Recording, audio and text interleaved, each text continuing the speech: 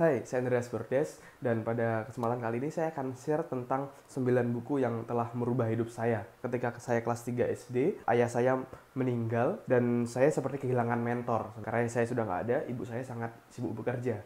Akhirnya untuk belajar tentang hidup, akhirnya saya memutuskan untuk mulai membaca buku. Saya mengambil buku di lemari buku orang tua saya mulai meminjam buku dari perpustakaan. Ternyata dari membaca itu, saya banyak dapat pelajaran dan ketika saya praktekkan dalam hidup, saya bisa mendapatkan hasil yang sangat positif. Nah, pada kesempatan kali ini, saya ingin share kepada Anda semua, ada 9 buku yang telah merubah hidup saya. Buku yang pertama adalah buku dari David J. Schwartz. Buku ini saya baca, sangat merubah hidup saya, judulnya Berpikir dan Berjiwa Besar. Ada satu kalimat yang saya suka dari buku ini adalah ketika David J. Schwartz mengatakan bahwa kita harus melihat hidup ini seperti laboratorium eksperimen. Jadi kita baca buku, kita praktekkan dalam hidup. Kalau misalnya berhasil, kita ulang lagi. Kalau belum berhasil, kita baca lagi. Apa ya yang kira-kira belum berhasil, kita praktekkan terus. Jadi kita menjadi seorang belajar dalam hidup. Nah, itu di-sharingkan dalam buku ini, sangat lengkap sekali dan saya sangat suka. Bahkan kemana-mana saya selalu bawa buku ini untuk baca-baca. Bahkan dulu ketika saya liburan ke Jogja pun saya tetap membawa buku ini untuk saya baca, saya hayati dan saya praktekkan dalam hidup. Nah, itu buku yang pertama. Dan buku yang kedua yang telah merubah hidup saya adalah satu buku dari Dale Carnegie, yaitu Bagaimana Mencari Kawan dan Mempengaruhi Orang Lain. Saya mulai membaca buku ini, motivasinya adalah karena ketika itu saya sedang PDKT dengan seorang cewek. Berapa kali sebelumnya saya selalu ditolak-tolak terus, sampai akhirnya saya sadar bahwa saya harus belajar nih, gimana ya caranya biar saya bisa mendekati cewek dan dia juga bisa suka dengan saya ketika masih SMP seperti itu. Dan akhirnya saya menemukan buku ini di lemari buku orang tua saya dan saya ambil dan saya pun baca. Oh, ternyata ada step-stepnya, ada langkah-langkahnya dan ada prinsip-prinsip yang harus kita terapkan dalam hidup, terapkan dalam berelasi dengan orang lain agar orang lain tuh bisa menyukai kita dan akhirnya bisa mempengaruhi orang lain. Salah satu yang dijelaskan di buku ini adalah ini salah satu prinsip gimana caranya membuat orang lain menyukai kita. Kalau misalnya nih kita habis di foto rame-rame, terus ketika hasilnya jadi, menurut Anda kira-kira siapa orang pertama yang Anda cari? Pastinya Anda sendiri kan, karena orang pasti mengutamakan dirinya sendiri. Bahkan ada penelitiannya juga, setiap kali orang telepon, kata apa sih yang paling banyak diucapkan? Ternyata kata-kata yang paling banyak diucapkan adalah saya, aku, me. Nah, jadi prinsipnya karena orang selalu mengutamakan dirinya sendiri, ketika kita berrelasi dengan orang lain, ketika kita ngobrol dengan orang lain, kita utamakan dia, tanya, kamu apa kabar? Jadi jangan hanya bercerita tentang diri sendiri, tapi kita tanya dia bagaimana harinya, apa yang ingin dia capai, dan segala macamnya. Dengan segitu dia akan menjadi suka dengan Anda, menjadi tertarik dengan Anda. Karena pasti orang senang kalau menceritakan sesuatu yang tentang dirinya, karena setiap orang ingin merasa spesial. Itu salah satu yang saya pelajari dari buku ini. Dan Anda juga bisa cari buku ini di toko-toko buku. Oke, ini buku yang kedua. Nah, buku yang ketiga adalah Seven Habits of Effective People. Jadi, ini adalah buku tentang 7 kebiasaan dimiliki oleh orang-orang yang sangat efektif di dalam hidup. Ini buku yang sangat rekomendasikan sekali karena isinya pun sangat luar biasa. Ada 7 kebiasaan yang harus Anda miliki untuk menjadi pribadi yang efektif. Di bagian di sini, mungkin Anda juga bisa cari search di Google Seven Habits of Effective People. Jadi di bagian ini ada step by step bagaimana kita caranya bisa menjadi pribadi yang jauh lebih efektif. Yang paling penting yang pertama adalah kita harus memiliki kemenangan pribadi. Maksudnya kemenangan pribadi di sini gimana? Jadi intinya adalah kita harus bisa mengendalikan diri dulu. Kita harus bisa memimpin diri dulu, baru kita bisa memimpin orang lain. Bagaimana kita bisa memimpin orang lain kalau kita tidak bisa memimpin diri kita sendiri? Oke, sekarang kita masuk ke buku yang keempat. Buku yang keempat adalah buku...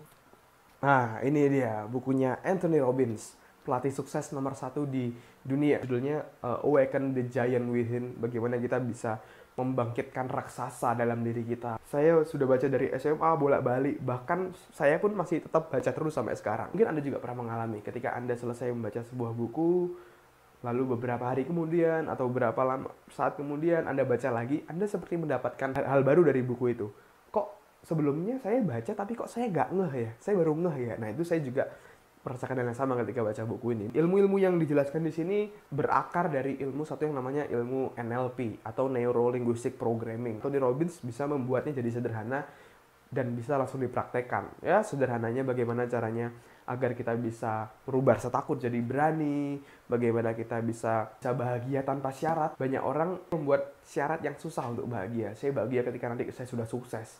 Berarti selama di perjalanan untuk menuju sukses, dia nggak bahagia dong. Saya belajar dari buku ini, ternyata sukses itu tergantung aturan yang kita buat. Kita mau membuat nanti kalau sudah sukses, saya baru bahagia, atau saya bahagia ketika di prosesnya menjalani tujuan tadi. Jadi ketika sukses, saya jadi tambah bahagia. Pilih yang mana? Nanti kalau sudah sukses baru bahagia, atau menjalaninya dengan bahagia ketika sukses jadi tambah bahagia. Pilih mana? Satu atau kedua?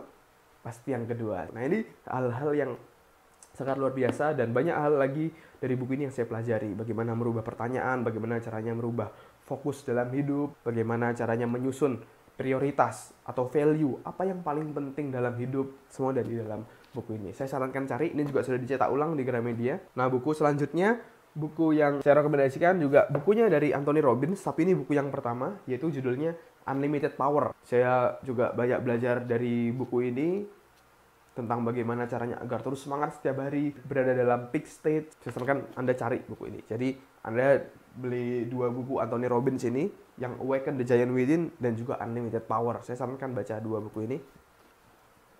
Tapi ingat dibaca ya. Banyak orang beli buku kagak dibaca, beli sampai akhirnya ketika sampai di rumah baru sadar beberapa bulan kemudian, oh iya ya saya baru beli buku. Ya, jadi beli buku tapi kalau nggak dibaca juga percuma. Buku baca praktekkan. Selanjutnya, nah, ini juga buku dari guru saya, yaitu Pak Tung Desamuaringin, buku Financial Revolution, bagaimana merevolusi kehidupan finansial Anda.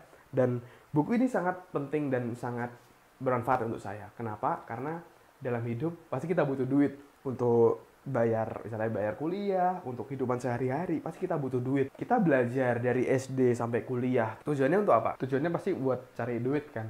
Tapi kenapa kok kita nggak pernah diajarin gitu tentang pendidikan finansial dari SD sampai kita selesai kuliah. Maka dari itu kita juga harus proaktif untuk belajar tentang pendidikan finansial agar kita bisa melek finansial, agar kita bisa mengelola keuangan kita. Karena yang membuat kita kaya bukanlah seberapa besar pendapatan kita, tapi bagaimana kita bisa mengelola keuangan kita.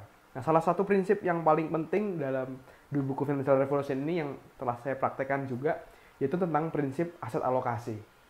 Jadi orang-orang yang belum kaya, mereka dapat duit, mereka pakai dulu, baru sisanya digunakan untuk investasi. Tapi pertanyaannya, apakah di akhir bulan nanti, apakah ada uang yang tersisa? Kebanyakan tidak, karena udah, oh iya saya lupa saya harus investasi. Tapi ternyata orang-orang kaya berbeda, mereka dibalik caranya. Yaitu mereka ketika dapat duit, mereka sisihkan dulu untuk investasi, baru sisanya mereka pakai. Prinsip-prinsip seperti itu yang bisa dipelajari di buku ini agar kita bisa jadi jauh lebih kaya. Agar kita bisa bayar kehidupan kita sendiri, kita bisa beli apa yang kita mau, kita bisa bantu orang lain. Semakin kaya kita bisa semakin bermanfaat juga untuk orang lain. Nah, kita masuk buku yang selanjutnya. Buku selanjutnya adalah buku Marketing Revolution. Nah, Robert Kiyosaki mengatakan bahwa seperti ini.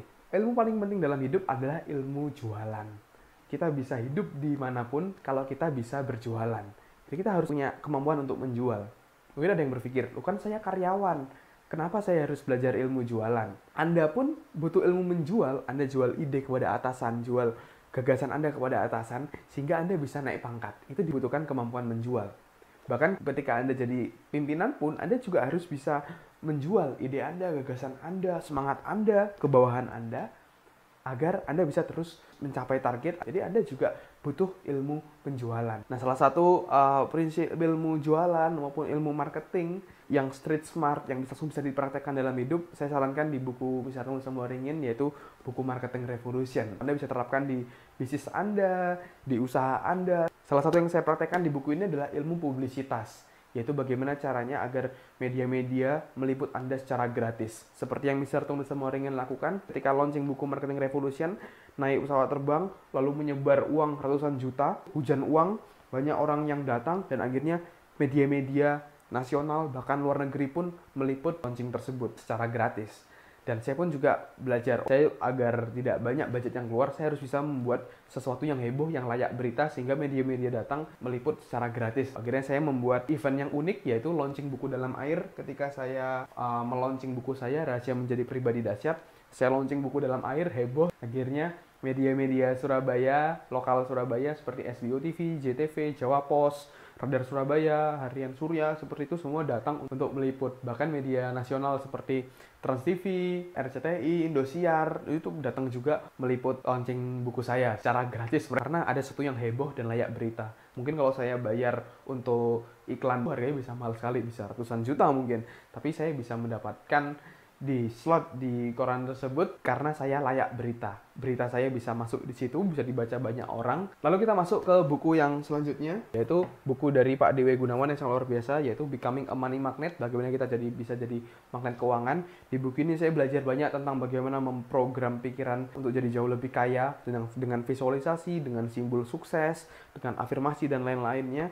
Saya belajar banyak di buku ini. Juga saya sarankan satu buku lagi, The Secret of Mindset, belajar lebih mendalam lagi tentang program-program pikiran kita, alam bawah sadar, dan bagaimana kita bisa memprogram diri kita untuk bisa jadi jauh lebih sukses. Saya juga mengkoleksi, ada buku Quantum Life Transformation, juga sangat luar biasa sekali. Bagaimana kita bisa melakukan passion test, bagaimana kita bisa membuat goal berdasarkan passion kita, apa yang sih ingin kita capai, kita tuliskan kehidupan ideal kita seperti apa, lalu kita buat bagaimana caranya ke sana, gap apa yang menghalangi, bagaimana menyelesaikan mental block, juga ada di dalam buku ini. Saya sarankan Anda beli buku-buku Pak Dewi Gunawan. Nah, itu dia tadi 9 buku yang sudah saya rekomendasikan untuk Anda yang sangat luar biasa, yang telah merubah hidup saya, dan saya harap juga bisa menginspirasi Anda untuk jadi jauh lebih sukses. Ada sebuah quote yang saya suka, yaitu kehidupan kita itu tergantung dari dua hal. Yang pertama adalah orang terdekat kita, dan yang kedua adalah dari apa yang kita baca. Kalau Anda ingin jadi jauh lebih sukses, jadi pribadi yang jadi jauh lebih positif, masukkan hal-hal positif dalam pikiran Anda dengan membaca buku-buku yang positif, yang bisa membuat Anda jadi jauh lebih sukses. Jika Anda merasa suka video ini, Anda bisa klik like di bawah sini, atau Anda juga bisa share agar semakin banyak orang yang mendapatkan manfaat, dan juga Anda bisa komen juga di kolom di bawah ini, buku-buku apa yang telah merubah hidup Anda jadi jauh lebih baik. Demikian sharing dari saya, Andreas Bordes dari psikologindonesia.com. Semoga video ini bermanfaat dan menginspirasi Anda. Saya Andreas Bordes mengucapkan salam dahsyat.